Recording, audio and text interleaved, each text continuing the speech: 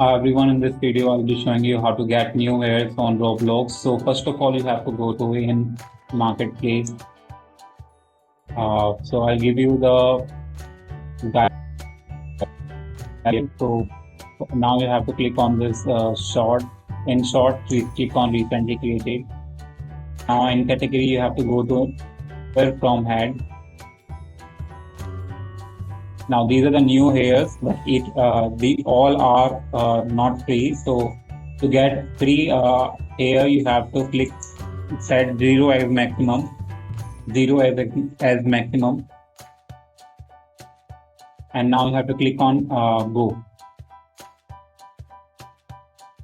Now you will see here preppy blondie hair with pink. This is a new hair. You can get this hair for free. What you need to do, you have to click on it.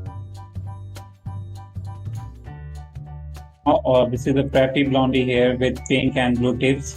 You can blue tips in the hair. So to get this item, you can get this item by joining the group, and also you can claim this item on 23rd September in the game. So what is the game? You have to click on this link to open the game. So this is a game which is UGC limited preppy on outfit. So basically this provides UGC limited item, you can see in the title. So you have to wait for 23rd September.